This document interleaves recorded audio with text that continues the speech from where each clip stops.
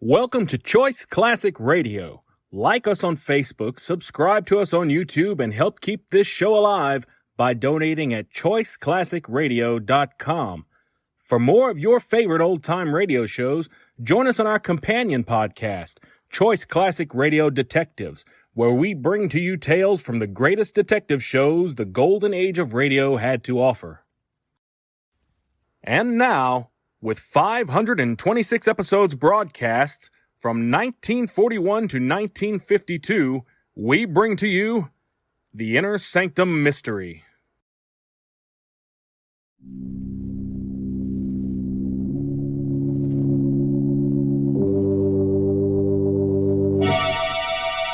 Lipton Tea and Lipton Soups present Inner Sanctum Mysteries.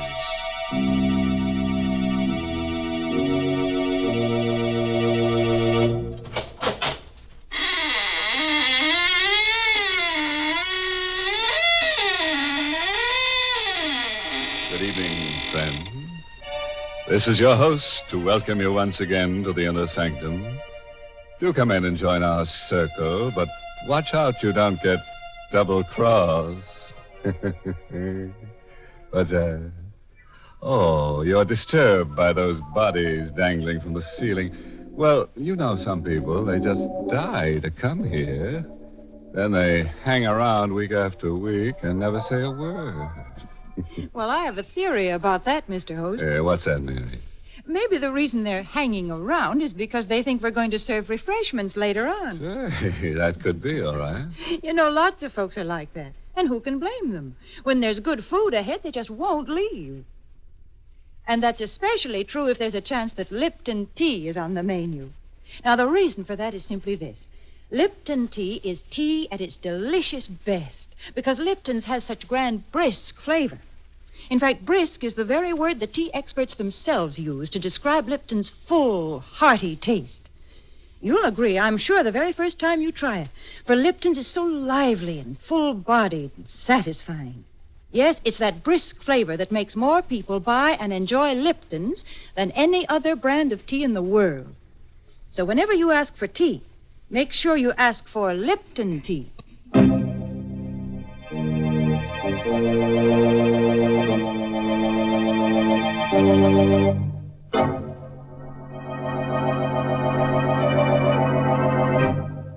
And now, friends, draw close your chairs. If there are no faint hearts among us, we'll begin tonight's tale of terror. A story written especially for Inner Sanctum by Michael Sklar.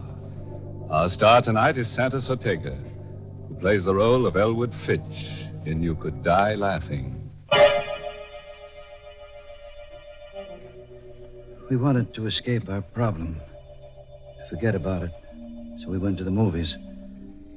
But there was a doctor in the story, and every time he appeared on the screen, I remembered. Halfway through the picture, I couldn't sit there anymore. I nudged Catherine, and we got up and walked out. The street was cold, and dark, and empty. Elwood, what do you want to do now? I just want to go back home. All right, dear. Get in the car. Elwood, I want to talk to you. All right, there's time for that. Please, dear, let's stop being silly about this thing. Let's face it. I am facing it. But you're not. Don't argue with me. For heaven's sake, don't you understand? The doctor said you only got a year to live unless we move to Arizona. Doctors are human. They can make mistakes. Not 3 doctors. I don't care. Why are you so stubborn? Why are you so dead set against Arizona? You ought to know why, Catherine. Me? Yes, you. Because of me? Yes. I haven't given you much, Catherine, not even children. But I've been able to make a living. We've been able to get along. What would I do in Arizona without a job and without money? Elwood, slow down. I can still drive a car, Catherine. You're speeding. Let me alone. Passing through a red light. Elwood! That man crossing the street! Look out, you...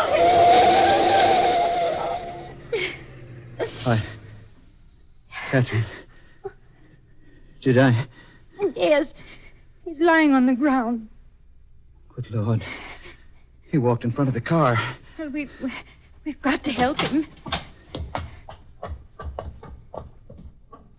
Is he? He's dead. Oh, Elwood. I didn't mean to do it. I couldn't help it. It happened so fast. Better call the police. Police? Well, you said he's dead. The police? Catherine, there's no one but us on the street. Nobody else saw it happen. What difference does that make? Get back in the car. Elwood, are you suggesting I was that... speeding. I passed a red light. And now this. They'll arrest me. They'll put me on trial for manslaughter. But my... He's dead, isn't he? We can't help him. It won't do me any good if I go to jail. But running away, leaving the body... Catherine, we've got enough troubles without this. We're going to get into the car and drive straight to the garage. I've got a year to live. And I'm not going to spend it in prison.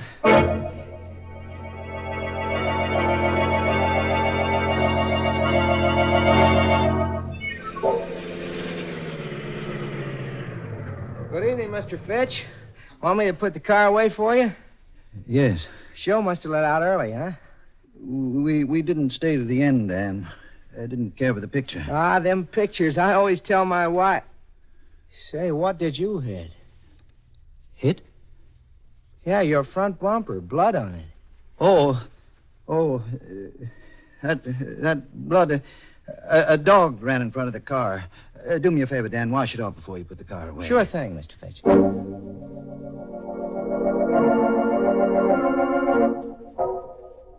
I didn't sleep well that night.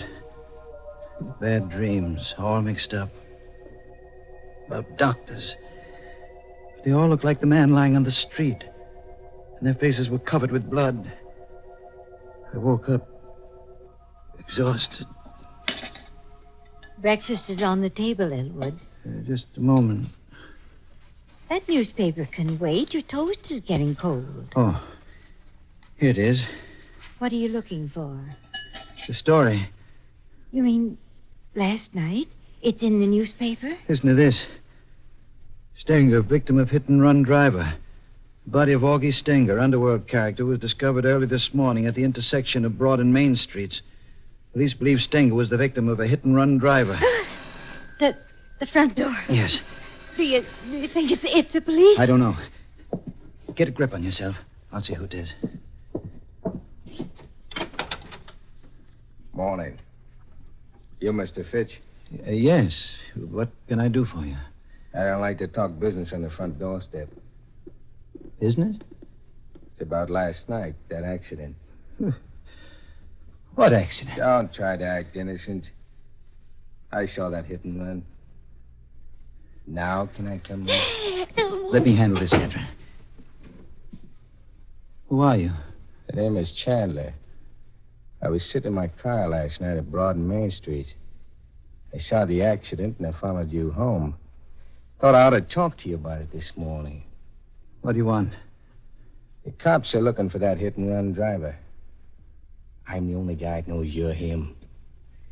It ought to be worth something for me to keep my mouth shut. You want money? Yeah. Blackmail. Don't talk to him, Elwood. Send him away. No, we can't do that, Catherine. He'd go to the police. But Elwood... Leave this to me. All right, Chandler. I'll give you the money. How much? $500. That's chicken feed. 1,000. Ah, now you're talking sense. When do I get it? I'll give it to you now. It's in my coat pocket. Here it is. You'll find exactly $1,000 in $20 bills. Thanks.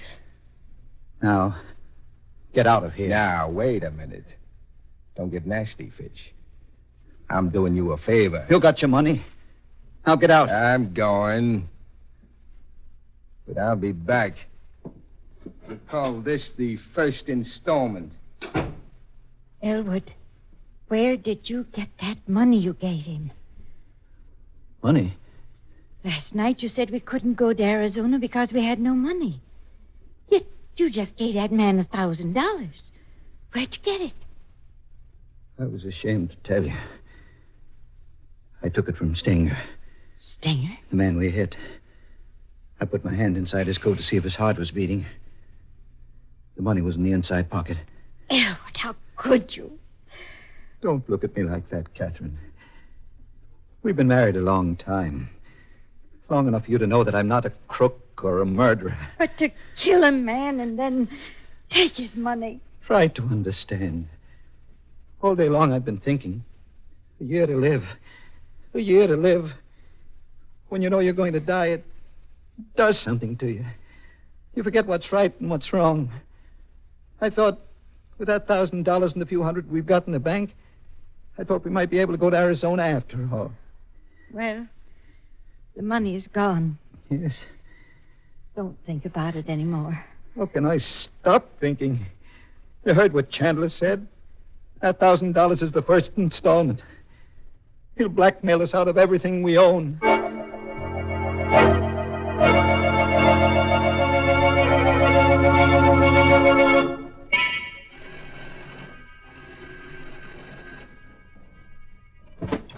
Chandler. Shut the door, quick. Who is it, Catherine? Shut that door, Mrs. Fitch. You were here only yesterday. What do you want now? The cops after me. You and me on the same boat. What have you done? What do they want you for? Murder. Murder? You shouldn't have come here. I figured this place ought to make a pretty good hideout. No. You can't stay here. Who's going to stop me? I won't allow it, Elwood. I won't have this man in my house. All right, cut the squawk. No. I stood a lot in you, Chandler, but stay away from me. Don't you dare touch him. Elwood! Elwood! Don't cry, Catherine. I'm all right. Any more back talk, Fitch? No. Okay. I'm moving in.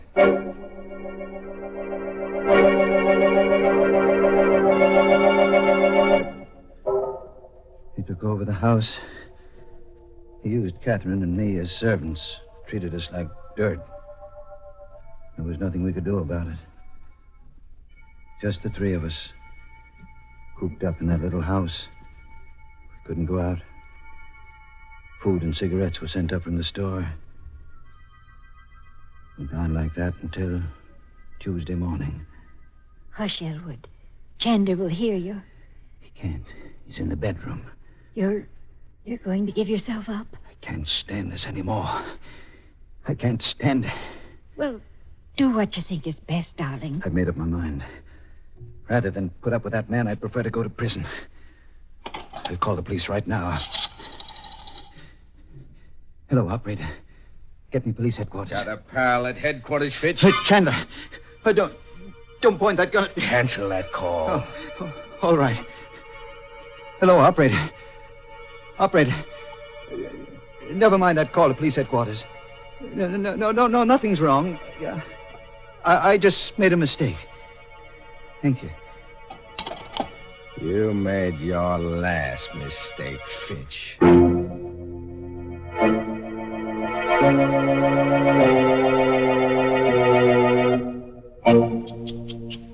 Imagine that black villain, Jack Chandler. First he blackmails Elwood, then he blackjacks him, and now he blackballs him from using his own telephone. You know what I'd do if I were Elwood? I'd apply for a writ of habeas corpus.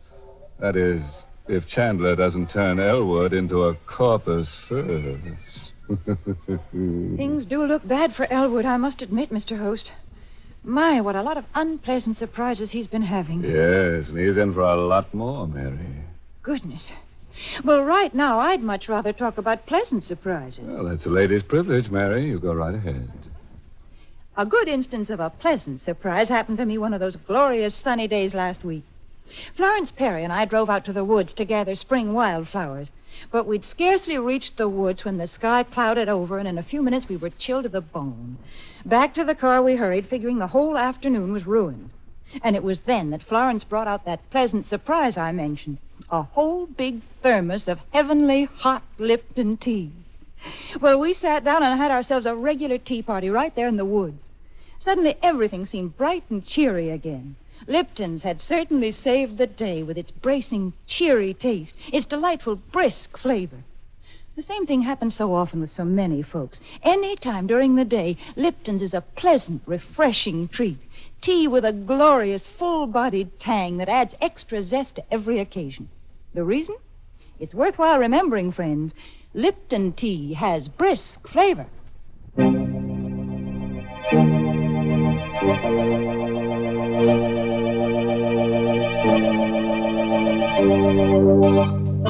Now, friends, let's get back to those lovely people, Jack Chandler and Elwood Fitch. Chandler the murderer and Elwood the hit-and-run driver. It's quite a pair. Together they make a full house. A moment ago, Elwood tried to give himself up to the police, but Chandler caught him at the telephone. So, you were going to double-cross me, huh? No. I was only going to tell the police about myself. What do you suppose would happen to me when the cops came for you? I ought to kill you right now. Oh, no. You shut up. First thing I'm going to do is pull out that phone so you don't make no more calls to headquarters. Yeah. That settles the phone. Now stand up. What are you going to... The door. Can you see who it is through the window, Fitch? Yes. Take a look. But remember, I still got this gun. Don't try any tricks. It's a man. Recognize him? No. Now listen. Before you open the door, I'm taking your wife into the next room with me. I'll be able to watch you and hear every word you say. You know what I'll do to Mrs. Fitch if you double-cross me. Yes. Okay. Now answer the door. Mr. Fitch? Elwood Fitch? That's right. May I come in? Yes, of course. I'm Detective Farley from headquarters. Here's my badge. Mind if I ask a few questions? What about? Well, I've been assigned to the Stenger case. Familiar with it? I read about it in the newspaper. A hit-and-run driver. That's the case. What do you know about it, Fitch? Why, nothing. Are you sure? See here, you don't You think... and your wife went to the movies Friday night, correct? Yes, that's right. Did you drive straight to your garage from the movies? Why, no. It wasn't a good movie, so we left early and went for a ride. Did you pass the corner of Broad and Main Streets? No. We went in the other direction. You're lying, Fitch. I've been checking garages for that hit-and-run car. Your garage man told me you brought your car in Friday night with blood on the bumper. I told him we ran into a dog. Don't make me laugh. Your story wouldn't hold up a minute if that fool garage man hadn't washed the blood off. Are you going to arrest me?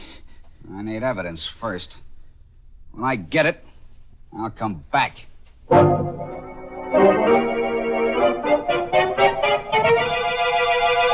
Blood on the bumper. That cop is wise to you, Fitch. He said he'd be back. Sure. He'll be snooping around looking for proof. Yeah, this is one heck of a hideout. I'm leaving. You're going away? Glad of that, ain't you? Well, you got nothing to celebrate. What do you mean? I'll need time, plenty of time to get away from the city.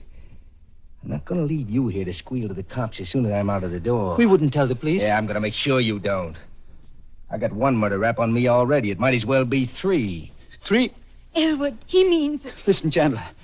I swear we won't tell. Why should we? Remember what you said. We're both in the same boat.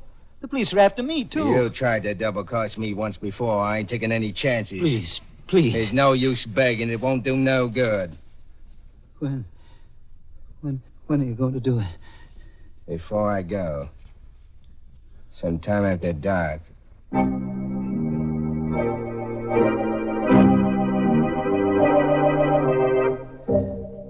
The rest of that day was a nightmare. Chandler wouldn't let me separate from Catherine. Everywhere we went, everything we did, he was always behind us with that gun in his hand. The gun. I had to take it away from him. He was much younger than I, big and tough. But I had to try. I watched for my chance. It came late in the afternoon. He was lighting a cigarette. He put the gun down on the living room table while he felt in his pockets for a match. Both of us were the same distance from the gun. I made a dive for it. Hey, get away from that rod. No, let go. I killed you for this. Catherine, help me. Grab his hand. Let go of me. Let go. Hold him, Catherine. Hang on to him.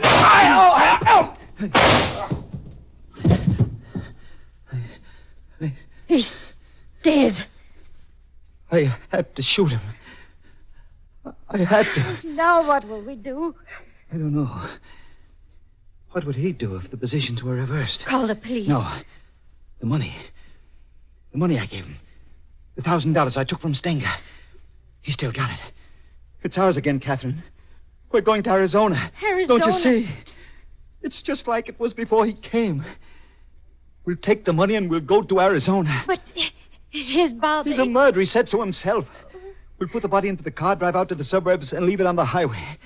The police will think it was just another gangster murder.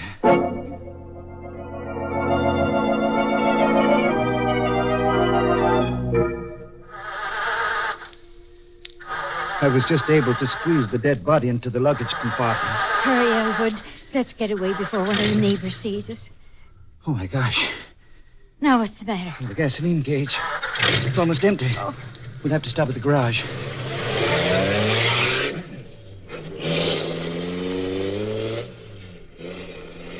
I drove back to the garage, had Dan fill the tank, and paid him with one of the $20 bills I'd taken from the body of Stenger.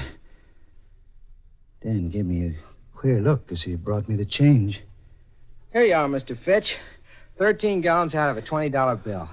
Thanks, Dan. Oh, by the way, did a detective come around to your house the other day? Yes, he did. I hope you don't hold it against me telling him about that blood on the bumper of your car. Oh, of course not, Dan. Why should I? After all, I had nothing to hide. No, that's right. Well, you know, to tell you the truth, Mr. Fitch, I was a little suspicious of you. I thought you really might be that hit-and-run driver. Not that it matters much now. No? No. The police don't care much now about that driver. Why not? Oh, he's small potatoes now. I just heard over the radio that that guy Stenger was just about dead even before that hit-and-run driver hit him. How could that be? Well, the way the radio explained it, Stenger was shot in the back, and he staggered out into the street, and then the car hit him. But you said he wasn't killed by the car. Yeah, that's right. The coroner's inquest showed that he died of a bullet wound. He'd been murdered. The police even know who killed him. They know the killer's name? Uh-huh. I heard it over the radio just a minute ago. Oh, yeah, Chandler. Jack Chandler.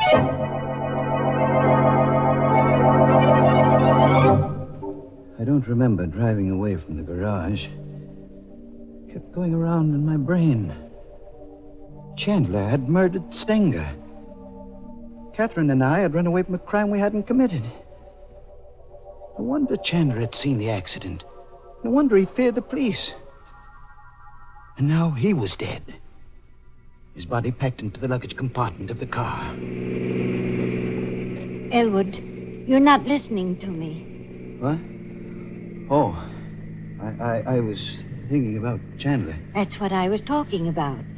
If he killed Stenger, why can't we go to the police and confess everything? Because we killed Chandler. But it was self-defense. Would the police believe that? They'd have to believe it. Even if they did, it would be murder in the third degree. They'd learn about the $1,000. I'd be held for trial. We'd never get to Arizona. No, Catherine. We've got to go through with our original plan. Elwood, that siren. It's a police car behind us. What are you going to do? They may not be after us. If they do stop us, let me do the talking. Hey, forward! Stop that car! Don't be afraid, Catherine. I'll handle it. Uh-huh. Middle-aged man and woman. You answer the description, all right. Name Fitch? Yes. What's the trouble, officer? There's an alert out for you. You bought gas back at your garage a few minutes ago. Paid for it with a $20 bill. That's right. Got any more of those bills on you? Why, yes. Hand them over. Here. Here they are. Uh-huh. Looks like it's all here. This is the stuff, all right. What stuff? What are you talking about? This money. It's counterfeit. Just like the bill you gave the garage man. Counterfeit? Phony money down to the last dollar. Move over. We're driving to headquarters.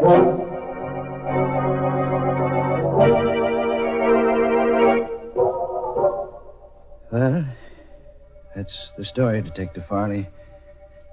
You'll find Chandler's body in the back of my car. Willing to put your signature to this confession, Mr. Fitch? Yes, I'll sign it. Oh, you could have saved yourself a lot of grief. I knew you were the hit-and-run driver when I came around to your house.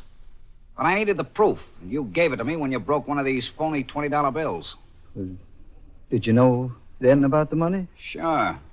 Stinger had a long record as a counterfeiter. His girl told us he was carrying $1,000 in bad money the night he was killed. Naturally, when we didn't find the money on his body, we knew it had been taken by the hit-and-run driver. And the blood on the bumper of your car was the giveaway. Well, now that you've caught me, what's going to happen to me? Well, depends on the jury. You might get 20 years. Might get life imprisonment. You might even get acquitted.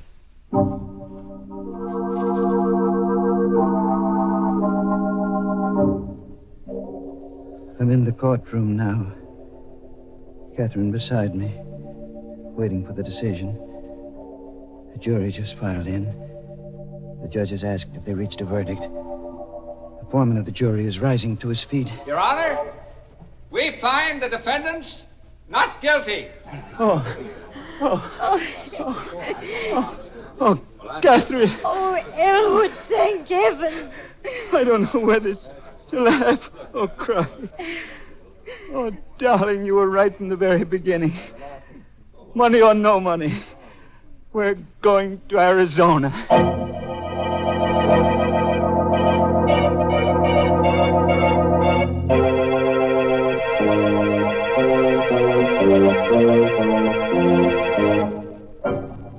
Well, fooled you that time, friend. Slipped you a happy ending when you weren't set for it. But that jury decision, I don't know. It sounded a bit fishy. But seriously, friends, do you like happy endings? I don't, but then some people do. You know, someday, just to make sure, I'm going to have some research organization take a gallows pole. Well, Mr. Host, that seems a lot of trouble to go to when there's plenty of proof right in front of your nose that says people love happy endings. And what is that proof, Mary? It's the way thousands and thousands of families every day top off delicious meals with delicious Lipton tea. There's a real happy ending for breakfast, lunch, or dinner, folks. Try it and see. In fact, so that you won't forget it, add Lipton tea to your grocery list right now, this very minute. It's the world's favorite tea, and you're always sure of getting tea at its tastiest when you get Lipton's. Because remember, Lipton tea has that marvelous brisk flavor.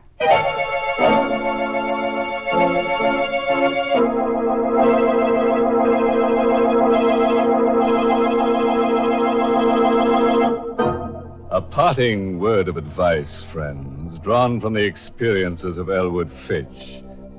If your wife wants you to take a trip, don't argue. No, don't protest.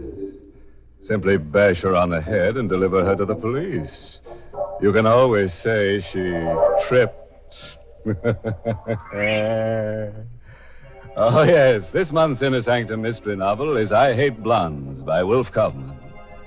And next week, the makers of Lipton Tea and Lipton Soups will bring you another Inner Sanctum story directed by Hyman Brown and called Screams in the Night. Of course, there'll be lots of screams. The kind you like.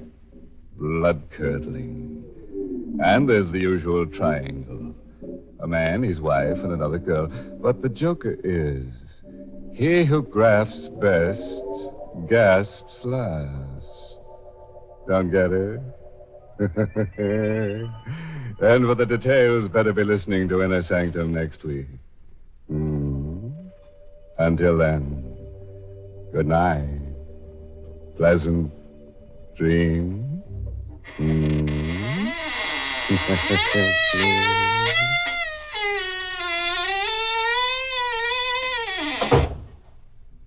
Let's begin at the beginning of the meal, friends, with the soup. If you want soup to be both delicious and easy to prepare, make it Lipton's noodle soup. Here's a soup that has real honest-to-goodness chickeny flavor. It's full of tender noodles, and because it comes in modern soup mix form, it saves both time and money. Lipton's noodle soup mix is quick to make, and it makes lots more than canned soups, yet costs less. Try Lipton's noodle soup. And tune in next week for another Inner Sanctum mystery. This is CBS, the Columbia Broadcasting System.